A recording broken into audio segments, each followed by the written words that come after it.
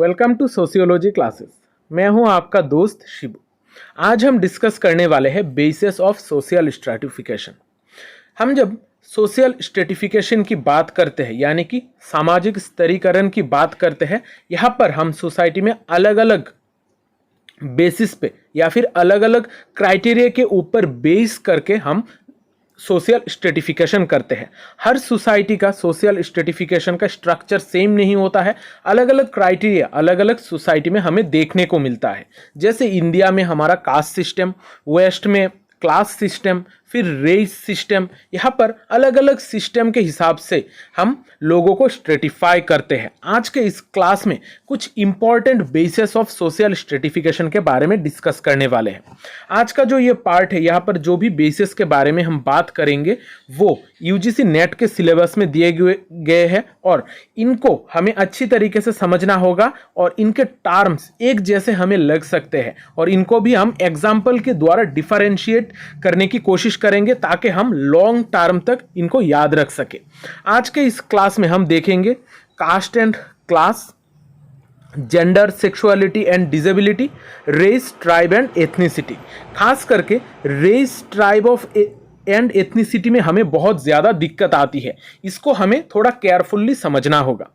अगर आप मेरे क्लासेस में नए हैं तो चैनल को सब्सक्राइब कर लीजिएगा, क्योंकि इस चैनल पे आपको सोशियोलॉजी रिलेटेड बहुत सारे वीडियोस मिलेंगे। खासकर यहाँ पर बहुत सारे प्लेलिस्ट्स हैं। आप अपने पसंद के हिसाब से प्लेलिस्ट चूज करके स्टडी कर सकते हो।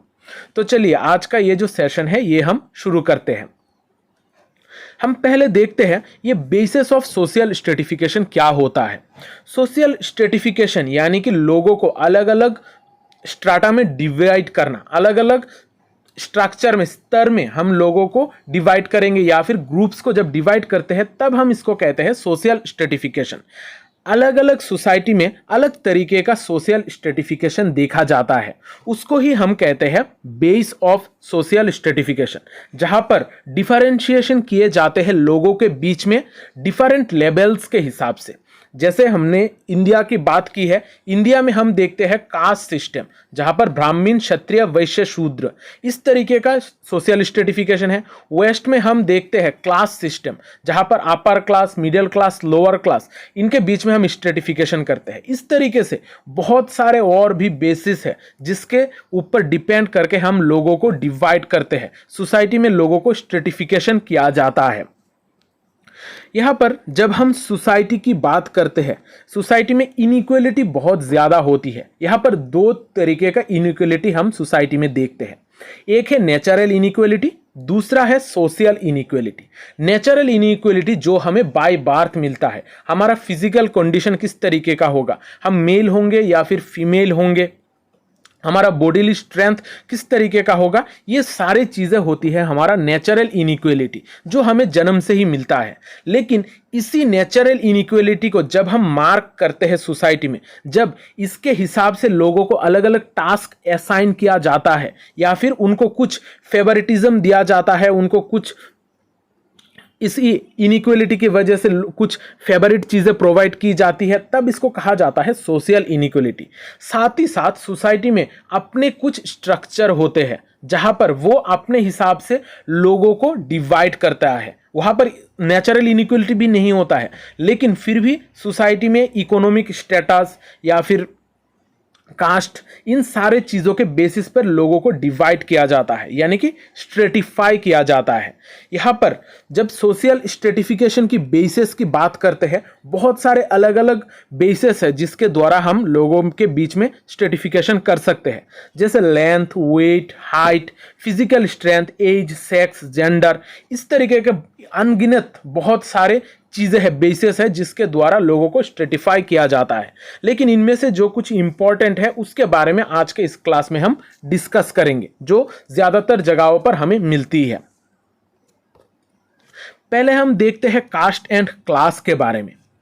कास्ट और क्लास, ये दोनों वर्ड से हम बहुत ज़्यादा वाकिफ है, क्योंकि सोशियोलॉजी हम पढ़ रहे हैं, कास्ट और क्लास को ना पढ़े इस तरीके का बात हो ही नहीं सकती है। कास्ट एक ऐसा सिस्टम है जहाँ पर हेरिडिटरी सोशल हायरार्की की बात की जाती है, यानी कि जो भी चीज़ें हैं वो बाय बर्थ मिलती है। जब हम इंडिया में देखते हैं ब्राह्मण, क्षत्रिय, वैश्य, शूद्र, इस तरीके का कास्ट सिस्टम है जहां पर बाई बार्थ ही लोगों को कास्ट असाइन कर दिया जाता है। जैसे ब्राह्मण का बेटा ब्राह्मण ही होगा, क्षत्रिय का बेटा क्षत्रिय ही होगा, ये बाई बार्थ मिलता है। उसका ऑक्यूपेशन क्या होगा, उसका सोशल स्टेटस क्या होगा, वो सारी चीजें उसे बाई बार्थ मिलती है। इसी चीज को हम कहते हैं कास्ट सिस्टम।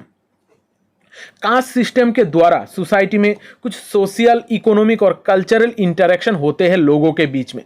किसके साथ शादी होगी, कौन किसके साथ बैठकर खाना खा सकता है, इस तरीके का चीजें भी कास्ट सिस्टम में हमें पहले से ही असाइन कर दिया जाता है। ये पार्टिकुलरली हमें इंडिया में खासकर हिंदू सोसाइटी में देखने को मिलता है। फिर दूसरी तरीके का जो सिस्टम है सोशल स्ट्रेटिफिकेशन का, वो है क्लास सिस्टम। क्लास सिस्टम हम नॉर्मली वेस्टर्न सोसाइटी में देखते हैं, जहां पर लोगों को इकोनॉमिक रिसोर्सेज के ऊपर डिपेंड करके कि लोगों का इनकम कितना है, उनका वेल्थ किस तरीके का है, उनका ऑक्यूपेशन किस तरीके का है, इसके ऊपर डिपेंड करके हम लोगों को अलग अलग स्तर में डिवाइड करते हैं। खासकर अपर क्लास, मिडिल क्लास और लोअर क्लास में डिवाइड करते हैं। इसी सिस्टम को कहा जाता है क्लास सिस्टम। क्लास सिस्टम में लोगों को रिसोर्सेज देख के, उनके पास कितना पैसा है ये देखकर उनको अपॉर्चुनिटीज प्रोवाइड किया जाता है और साथ ही साथ उनके पास इसी हिसाब से रिसोर्सेज भी होते हैं। अब इसी कास्ट एंड क्लास सिस्टम को हम थोड़ा और अच्छी तरीके से समझने की कोशिश करते हैं। यहां पर दो पिक्चर दी गई है। एक जो पिक्चर है वो है हमारे कास्ट सिस्टम की और दूसरा है क्लास सिस्टम की। कास्ट सिस्टम में हम देखते हैं ब्राह्मण, क्षत्रिय, वैश्य, शूद्र और अनटचेबल्स, इस तरीके से डिवीजन किया जाता है, जहां पर ब्राह्मण्स को सबसे ऊपर रखा जाता है। इनका सोशल प्रेस्टीज, सोशल स्टेटस ज्यादा होते हैं। और जो सबसे नीचे है वो है दलित्स, जिनके पास कोई सोशल स्टेटस नॉर्मली नहीं होता है, जिनको बाकी लोग दूर रखते हैं। इस तरीके का स्ट्रेटिफिकेशन हम कास्ट सिस्टम में देखते हैं। लेकिन जब क्लास में हम देखते हैं, यहाँ पर इकोनॉमी के ऊपर बेस्ड करके लोगों को डिवाइड किया जाता है। जिनके पास ज्यादा पैसा है वो होते हैं अपर क्लास के लोग, जिनके पास मीडियम रेंज का पैसा है, जो अपना गुजारा कर सकते हैं, उनको हम कहते हैं मिडिल क्लास। और जो नीचे है, जो डेली अर्न करते हैं और उससे ही चलते हैं, उसको हम कहते हैं वर्किंग क्लास या फिर लोअर क्लास। यहाँ पर दोनों सिस्टम में एक चीज आप लोगों को इंपॉर्टेंटली याद रखना होगा, ये जो कास्ट सिस्टम है, ये कास्ट सिस्टम एक क्लोज सिस्टम है जिसमें हम कोई बदलाव नहीं ला सकते, क्योंकि ये बाय बर्थ हमें मिलता है। और जो क्लास सिस्टम है, क्लास सिस्टम में चीजें यहाँ पर सोशल मोबिलिटी लोग कर सकते हैं। लोग ज्यादा इनकम करके अपना जो क्लास है वो बदल सकते हैं, यानी कि यहाँ पर सोशल मोबिलिटी के चांस है। और ये एक ओपन सिस्टम है। कास्ट सिस्टम क्लोज सिस्टम है और क्लास सिस्टम ओपन सिस्टम है। अब इन दोनों के बीच में हम थोड़ा डिफरेंस देख लेते हैं। कास्ट सिस्टम में मेंबरशिप हमें बाय बर्थ मिलती है, इस वजह से हम इसको बदल नहीं सकते हैं। लेकिन क्लास सिस्टम में हमारे एजुकेशन, क्वालिफिकेशन और हमारा वेल्थ, इसके हिसाब से हम हमारे क्लास सिस्टम में कौन से पोजीशन पे रहेंगे ये डिसाइड होता है। यहाँ पर क्लास सिस्टम में जो भी लोग हैं जिसके पास ज्यादा पैसा है वो ऊपर रहेंगे, इस वजह से यहाँ पर मोबिलिटी का चांस है। कास्ट सिस्टम में कोई मोबिलिटी नहीं होता है क्योंकि ये बाय बर्थ हमें मिलता है। लेकिन क्लास सिस्टम में हमें सोशल मोबिलिटी देखने को मिलती है। यहाँ पर हम हमारा सोशल स्टेटस को इंप्रूव कर सकते हैं। कास्ट सिस्टम में जो मेंबर्स होते हैं वो अपने कास्ट को लेकर, अपने स्टेटस को लेकर इतना ज्यादा कॉन्शियस नहीं होते हैं, यानी कि वो डे टू डे लाइफ में इसको लेकर चलते हैं। लेकिन जो क्लास सिस्टम है वहां पर लोग कॉन्शियस होते हैं कि उनके पास कितना पैसा है, उनको अगर और भी ज्यादा वो पैसे कमा सकते हैं तो वो दूसरे क्लास में जाकर पहुंच सकते हैं। इस तरीके का एक चीज है। इस वजह से कास्ट में लोग इतना ज्यादा कॉन्शियस नहीं होते हैं अपनी कास्ट को लेकर, क्योंकि यहां पर मोबिलिटी के चांसेस नहीं है। कास्ट सिस्टम में हम अलग अलग तरीके से कस्टम्स फोकोएस, रिचुअल्स देख सकते हैं अलग अलग कास्ट के रिगार्डिंग।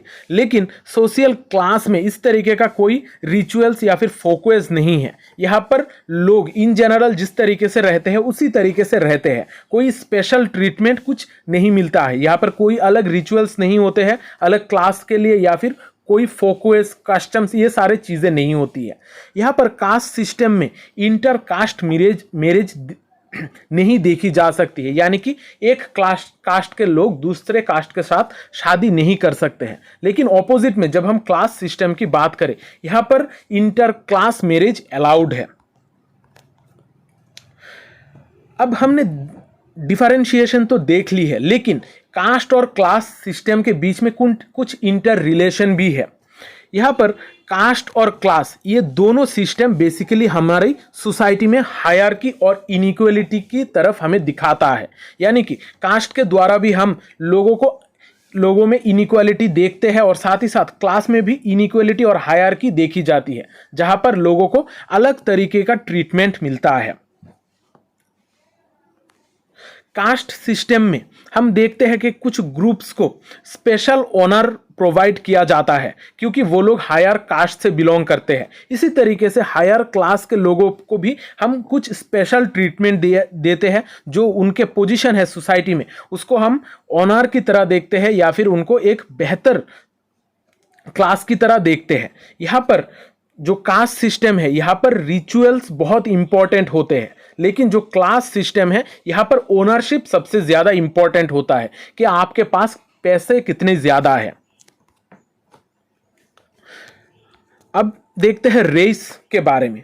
रेस वर्ड जब भी आता है तब हम समझते हैं कि रेस एक एक्सटर्नल फिजिकल फीचर्स के द्वारा मेंटेन किया जाता है। यानी कि कोई भी इंसान जन्म से उसको देखने में किस तरीके का है। जैसे अगर कोई इंसान लंबा है, उसका जो पूर्वज थे वो भी लंबे थे, इस तरीके से हम एक रेस देखते हैं। कलर भी अलग हो सकते हैं एक रेस के, यहाँ पर हाइट, फेशियल फीचर्स, ये सारी चीज़ों के ऊपर डिपेंड करके हम एक अलग तरीके का रेस के बारे में बात करते हैं। जैसे हम अगर वेस्टर्न सोसाइटी में जो ब्रिटिशर्स को देखते हैं तब वहाँ पर हम देखते हैं कि उनका स्किन टोन वाइट होता है, इस तरीके का चीज़ें देखते हैं। और जो निग्रो होते हैं उनका स्किन कलर ब्लैक होता है। इस तरीके से हम फिजिकली फीचर्स देख के उनको डिफरेंशिएट करते हैं। लेकिन यहाँ पर सिर्फ डिफरेंस में ख़त्म नहीं होता है। सोशल स्ट्रेटिफिकेशन में हम इनको और भी ज़्यादा डिफरेंशिएट करते हैं। इनके बीच में इनइक्वली चीज़ों को ट्रीट किया जाता है। अब रेस सिर्फ एक फिजिकल फीचर के द्वारा डिपेंडेंट नहीं होता है, ये एक सोशली कॉन्स्ट्रक्टेड कैटेगरी है। यानी कि हम सोसाइटी में लोगों को रेस के हिसाब से अलग रखते हैं, अलग अलग कैटेगरी में इनको रखते हैं। इनके स्किन कलर के हिसाब से, इनका हेयर स्टाइल या फिर हेयर का टेक्सचर, फेशियल फीचर्स, इन सारे चीज़ों के बीच में जब हम डिफरेंशिएट करते हैं और उनको अनइक्वली ट्रीट करते हैं, तभी इसको हम कहते हैं रेशियल इनइक्वालिटी, जहाँ पर रेस के बेसिस पे हम लोगों को अनइक्वली ट्रीट कर रहे हैं। इस वजह से हम देखते हैं कि सोसाइटी में रेस सिर्फ एक बायोलॉजिकल डिफरेंशिएशन नहीं है, ये हमारी हिस्टोरिकल, कल्चरल और सोशल डिफरेंशिएशन है। ये जो रेस है ये एक सोशल कॉन्स्ट्रक्शन है। यानी कि हमारी सोसाइटी में हम बहुत सारे अलग अलग तरीके का रेस देखते हैं, और इसको जब हम सोशली ट्रीट करते हैं, यहाँ पर ये चीज़ें तो बायोलॉजिकल होती है, यानी कि इनका स्ट्रक्चर तो बायोलॉजिकल होती है, लेकिन जब हम इनको अनइक्वली ट्रीट करते हैं, यहाँ पर ही हमारा सोशल डिस्क्रिमिनेशन का टर्म आता है। यहाँ पर हम अलग अलग रेस के बीच में डिस्क्रिमिनेट करते हैं, वो भी सोशल कॉन्स्ट्रक्शन के ऊपर डिपेंड करके, यानी कि सोसाइटी किस तरीके से लोगों को ट्रीट कर रही है। यहाँ पर हम बहुत सारे बायोलॉजिस्ट ने स्टडी की है कि ये जो जेनेटिक डिफरेंस है लोगों के बीच में, जो जिसको हम रेस कहते हैं, इसमें एक ही सेम रेस के लोगों के बीच में बहुत सारे वेरिएशंस हो सकते हैं। यहाँ पर लोग अलग अलग तरीके से, उनके बीच में भी, एक ही रेस के बीच में भी बहुत सारे वेरिएशंस हमें देखने को मिलता है। इस वजह से कहा जाता है कि ये जो रेस है ये सिर्फ बायोलॉजिकल फीचर नहीं है, बायोलॉजिकल से ज़्यादा, बहुत ज़्यादा ये एक सोशल फीचर है, जहाँ पर लोगों को अनइक्वली ट्रीट करने के लिए रेस का वर्ड को यूज़ करते हैं। अब कैरोल्स ने 4 तरीके का स्किन कलर के ऊपर डिपेंड करके 4 तरीके का रेस के बारे में बात की है। एक है अमेरिकन, जिनका स्किन कलर थोड़ा रेड टाइप का है, उनको अमेरिकन कहा जाता है।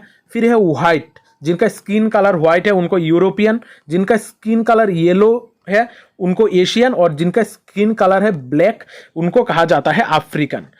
कैरोल्स ने इन 4 तरीके का स्किन कलर के ऊपर डिपेंड करके 4 तरीके का रेस के बारे में बात की है, American, European, Asian and African. इसको थोड़ा याद रखिएगा, सिंपल चीज है, लेकिन ये आप लोगों को बहुत सारी चीजें समझने में मदद करेगी। अब देखते हैं एथनिसिटी के बारे में। एथनिसिटी एक शेयर्ड रेशियल, लिंग्विस्टिक और कल्चरल आइडेंटिटी है। यानी कि जब एक ही सोसाइटी के बहुत सारे लोग होते हैं, जब एक सोशल ग्रुप के लोग एक जैसा फीचर्स शेयर करते हैं, तब हम इसको कहते हैं एथनिसिटी। एथनिसिटी को आप लोग ट्राइब्स के साथ, ट्राइब जो वर्ड है इसके साथ मिक्स मत कीजिएगा। ट्राइब एक अलग वर्ड है और एथनिसिटी एक अलग वर्ड है। एथनिसिटी में एक ग्रुप, जो भी ग्रुप होता है उसका एक पर्टिकुलर कल्चरल हेरिटेज होता है, उसका एक आइडेंटिटी होता है, साथ ही साथ उनका एक सेंस ऑफ बिलोंगिंगनेस होता है। ये सारे चीजें जब हम एक साथ मिलाते हैं, उनका जो एक आइडेंटिटी फॉर्म होता है उसको हम कहते हैं एथनिसिटी। इंडिया में जब हम एथनिसिटी की बात करते हैं, इंडिया में एथनिसिटी के बेसिस पर बहुत सारे मूवमेंट हुए हैं। जैसे हम साउथ इंडिया में अलग अलग जो राज्य है उसका फॉर्मेशन लैंग्वेज के बेसिस पे देखते हैं। फिर हम छत्तीसगढ़ का फॉर्मेशन देखते हैं ट्राइब के बेसिस पे। यहाँ पर एथनिसिटी बहुत इंपॉर्टेंट हो थी, जहां पर लोग एक जैसा आइडेंटिटी फील कर रहे थे, उनके साथ सेम डिस्क्रिमिनेशन हो रही है, इस तरीके का फीलिंग्स हम देख रहे थे। इसको ही हम कहते हैं एथनिसिटी, जहां पर लोग एक जैसा फील करते हैं, उनके बीच में एक यूनिटी वो लोग मानते हैं। ये जो एथनिसिटी है बहुत सारे चीज़ों के ऊपर डिपेंडेंट हो सकती है। लोगों के ट्रेडिशन, कास्टम, लैंग्वेज, रिलीजन, इन सारे चीज़ों के हिसाब से हम कोई ग्रुप फॉर्म कर सकते हैं और उसको एथनिसिटी कह सकते हैं या फिर एथनिक ग्रुप कह सकते हैं। एथनिक ग्रुप के ऊपर बेस करके लोगों को डिस्क्रिमिनेट किया जाता है, उनको मार्जिनलाइज बनाने की कोशिश की जाती है। मार्जिनलाइज यानी कि एक ऐसा प्रोसेस जहां पर हम कोई एक ग्रुप को साइड में धकेलने की कोशिश करते हैं, सोसाइटी से बाहर या फिर साइडलाइन रख के उनको ऊपर आने नहीं देते हैं। इस तरीके से एथनिसिटी के ऊपर डिपेंड करके हम बहुत सारी चीजें देखते हैं सोसाइटी में। अब रेस और एथनिसिटी में क्या फर्क है? रेस में हम देखते हैं फिजिकल फीचर्स, लेकिन एथनिसिटी में देखे जाते हैं कल्चरल फीचर्स, यानी कि लोगों का लैंग्वेज, रिलीजन, कास्टम, ट्रेडिशन किस तरीके का है ये हम देखते हैं। रेस में हमारा बायोलॉजिकल फीचर्स सबसे ज़्यादा इंपॉर्टेंट हो जाते हैं, लेकिन एथनिसिटी में कल्चरल फीचर्स बहुत ज़्यादा इंपॉर्टेंट होते हैं। यहाँ पर रेस में हम फिजिकल ट्रेड्स देखते हैं, लोगों को कैटेगोराइज करते हैं, उनके फिजिकल ट्रेड्स देखते, वो लोग फिजिकली देखने में किस तरीके का है इसके ऊपर डिपेंड करके रेस को जज किया जाता है। और एथनिसिटी में हम देखते हैं कुछ कल्चरल प्रैक्टिसेस और ट्रेडिशन। यहाँ पर सिर्फ इंसानों को देखा नहीं जाता है, उनका कल्चर किस तरीके का है, वो लोग किस तरीके का ट्रेडिशन फॉलो कर रहे हैं, उसके ऊपर डिपेंड करके हम उसको अलग एथनिसिटी में रखते हैं। एथनिसिटी के वजह से हम लोगों में एकता भी देख सकते हैं, उनके बीच में एक अवेयरनेस होती है, उनका कल्चर को लेकर उनका एक अवेयरनेस होता है, उनके बीच में एक फीलिंग्स होती है जो उनको कनेक्ट करती है, और वो अपने कल्चर के लिए बहुत ज़्यादा काम भी करते हैं और भावुक भी होते हैं। इस चीज़ को हम कहते हैं एथनिसिटी। अब देखते हैं ट्राइब का कॉन्सेप्ट। ट्राइब एक ऐसा सोशल ग्रुप है जहां पर हम common ancestor, common language, culture और टेरिटोरी की बात करते हैं। ट्राइब यानी कि जिनको हम आदिवासी भी कहते हैं, वो लोग एक ऐसे ग्रुप है जहां पर कॉमन एंसेस्टर हम देख सकते हैं, यानी कि उनका जो पूर्वज है वो सेम है। यहाँ पर लैंग्वेज उनका सेम होता है, उनका कल्चर भी सेम होता है, और उनका टेरिटोरी यानी कि वो एक ही जगह पर इकट्ठा रहते हैं। अगर इस तरीके का फीचर होगा तब हम उसको कहेंगे ट्राइब। ट्राइब में सबसे इंपॉर्टेंट जो वर्ड है वो है कॉमन एंसेस्टर। यहाँ पर एक ट्राइब का कॉमन कस्टम्स होते हैं, ट्रेडिशन, उनका सोशल स्ट्रक्चर अलग होते हैं। हम ट्राइब्स में अलग अलग तरीके का फीचर्स देखते हैं। बहुत सारे स्कॉलर्स हैं जिन्होंने ट्राइब्स के ऊपर काम की है। यहाँ पर उन्होंने देखा है कि जो ट्राइब का जो सोसाइटी होता है वो एक सिंपल सोसाइटी होता है, जहाँ पर वो लोग एक अपने अलग तरीके से रहते हैं और वो अपने आप को ज़्यादातर टाइम सेपरेट रखने की कोशिश करते हैं बाकी सोसाइटी से। यानी कि उनका जो कल्चर है वो टोटली अलग होता है बाकी सिविलाइजेशन के मुकाबले। अब देखते हैं ट्राइब और एथनिसिटी में क्या डिफरेंस है। हम एग्जाम में ज़्यादातर टाइम इसी चीज़ में फंस जाते हैं। जो ट्राइब है ये एक सोशल ग्रुप है, इसको जहाँ पर एक कॉमन एंसेस्टर यानी कि उनका जो ब्लड टाइज है, उनके बीच में एक ब्लड का रिलेशन होता है, इसको हम कहते हैं ट्राइब, जहाँ पर उनका एक कॉमन कल्चर होता है। लेकिन एथनिसिटी में ऐसा नहीं है। यहाँ पर कॉमन एंसेस्टर की बात नहीं की जाती है, यहाँ पर एक कॉमन कल्चर की बात की जाती है। बहुत सारे ट्राइब्स मिलकर एक एथनिसिटी क्रिएट कर सकते हैं। बहुत सारे बेसिस पे हम एथनिसिटी क्रिएट करते हैं, जैसे common nation, common origin, language, religion, tradition, history, इन सारे चीज़ों के ऊपर बेस करके एथनिसिटी क्रिएट की जा सकती है। बहुत सारे ट्राइब्स मिलकर एक एथनिसिटी क्रिएट कर सकते हैं, या फिर एक रिलीजियन के लोग एक एथनिसिटी क्रिएट कर सकती है। इस तरीके से एथनिसिटी थोड़ा अलग टर्म है। लेकिन ट्राइब्स में हम देखते हैं लोग एक साथ एक जगह पर रहते हैं, उनका एक सेम कल्चर होता है और उनका कॉमन एंसेस्टर होता है। अब गुहा ने ट्राइब्स के ऊपर रिसर्च की थी। उन्होंने देखा था कि जो ट्राइब्स है, ट्राइब्स को हम नॉर्मली 3 हिस्सों में बांट सकते हैं। यहाँ पर रेशियल डिवीजन के हिसाब से, यानी कि उनका रेस किस तरीके का है, फिजिकल फीचर्स किस तरीके का है, इसके हिसाब से गुहा ने 3 तरीके का ट्राइब्स के बारे में बात की थी। प्रोटो ऑस्ट्रोइड्स, मंगोलोइड्स और निग्रोइड। प्रोटो ऑस्ट्रोलॉइड्स वो सारे लोग हैं जिनका स्किन कलर थोड़ा डार्क है, यानी कि डार्क स्किन कलर वाले जो ट्राइब्स हैं उनको वो कहते हैं प्रोटो ऑस्ट्रोइड्स। यहाँ पर इंडिया में हम गोंड, मुंडा और हो, ये जो ट्राइब्स है ये प्रोटो ऑस्ट्रोइड ट्राइब्स है। फिर है मंगोलोइड ट्राइब्स, जिनका स्किन कलर थोड़ा लाइट स्किन कलर, यानी कि जिसको हम नॉर्मली व्हाइट कहते हैं, व्हाइट स्किन कलर देखते हैं। ये सारे ट्राइब्स है। भूटिया, वांचू, नागा, खासी, ये सारे जो ट्राइब्स है इनको कहा जाता है मंगोलोइड ट्राइब्स। और तीसरा जो ट्राइब है वो निग्रोइड। इनका स्किन कलर तो डार्क होता है, लेकिन साथ ही साथ इनका स्किन कलर डार्क से थोड़ा ब्लूइश टाइप में हो जाता है, यानी कि धीरे धीरे इनका और भी ज्यादा डीप होकर इनका ब्लू तरीके का एक कलर निकल कर आता है। इस तरीके का ट्राइब को गुहा ने निग्रोइड ट्राइब कहा है। यहाँ पर इंडिया में हम देखते हैं केरला के कदर, फिर ओंगी, जारवा, ये सारे जो ट्राइब्स है ये निग्रोइड ट्राइब्स है। यहाँ पर इन 3 ट्राइब्स के नाम आप लोग याद रखिएगा, क्योंकि ये एग्जाम में पूछे जाते हैं। इसके अलावा भी हम ट्राइब्स को लैंग्वेज के ऊपर बेस कर कर भी डिवाइड कर सकते हैं। अब देखते हैं जेंडर का कॉन्सेप्ट।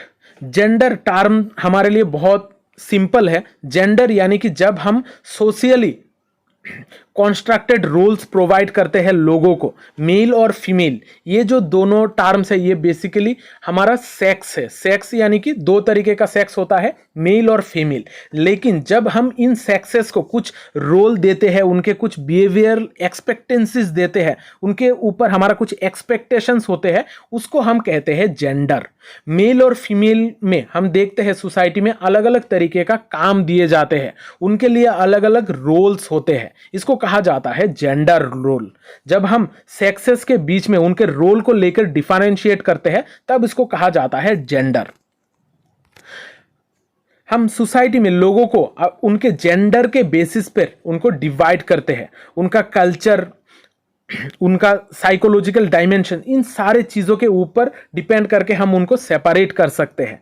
जेंडर के कुछ कैरेक्टरिस्टिक्स है, जैसे gender role, gender identity, gender stereotype, इन सारे चीज़ों के ऊपर बेस करके हम लोगों को अलग तरीके का ट्रीटमेंट देते हैं।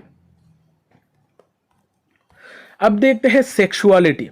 सेक्सुअलिटी एक ऐसा टर्म है जहां पर हम इंडिविजुअल सेक्सुअल प्रेफरेंसेस की बात करते हैं। यहाँ पर उसका तो वो मेल या फिर फीमेल तो होगा, लेकिन उसका सेक्सुअल प्रेफरेंसेस किस तरीके का है उसके ऊपर डिपेंड करके हम लोगों को डिफरेंशिएट करते हैं। यहाँ पर अगर कोई मेल है वो हर बार फीमेल से ही अट्रैक्ट होगा, इस तरीके का बात नहीं है।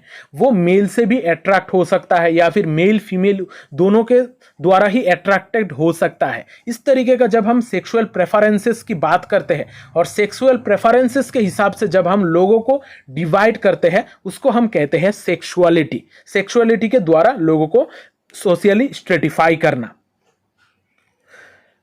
यहां पर एक बहुत इंपॉर्टेंट टर्म है जब हम सेक्सुअलिटी की बात करते हैं, LGBTQIA। ये जो टर्म है इसको जरूर आप लोग याद कर लीजिएगा। यहाँ पर हम बहुत अलग अलग तरीके का सेक्सुअलिटी देख सकते हैं। जब मेल फीमेल के द्वारा अट्रैक्टेड होता है या फिर फीमेल मेल के द्वारा अट्रैक्टेड होता है, तब ये नॉर्मल चीज़ है। लेकिन इस नॉर्मल सेक्सुअलिटी के अलावा भी बहुत सारे और तरीके का सेक्सुअलिटी हम देखते हैं, जैसे lesbian, gay, bisexual, transgender, queer, intersex, asexual.